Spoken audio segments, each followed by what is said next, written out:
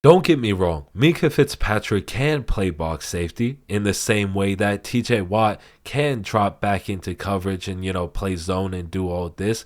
But why on earth would you make him play box safety if you know he's best as a high safety, just being a ball hog, doing what he does, getting the takeaways? So when Terrell Austin said he failed Minkah in 2023 and he's moving him back to that free safety spot, he was just stating the obvious because Minkah left Miami because he didn't want to be a box safety. He knew what he was best at, and he showed it right away the moment he got to Pittsburgh. So when we talk about the Steelers secondary having a bounce back year, this is really where it starts. And I think they're going to have a great year because Dante Jackson, perfect for the system. Joey Porter Jr. had a great year one. Can't even imagine what he's about to do in year two. And then you got guys like Corey Trice and Cam Sutton. Let's see what happens with him. Anyway, you got a good group, but it starts out with Minkah being the leader of that group and not going into the box and not being used as this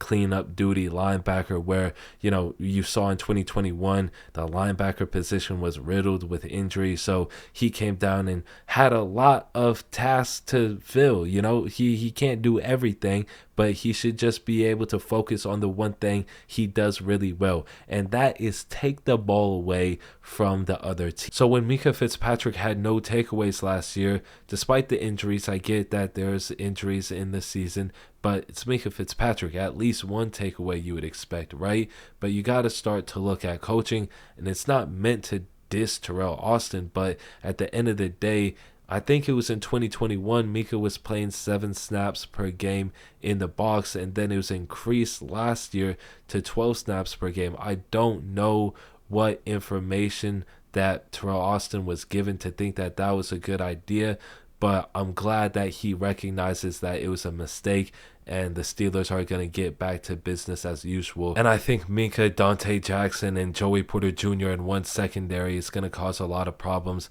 and a lot of takeaways for the Steelers. But let me know what you guys think about Minkah, his use last year, and the Steelers secondary in this upcoming season. Hopefully y'all enjoyed this video though. That is it for me on this one. Peace.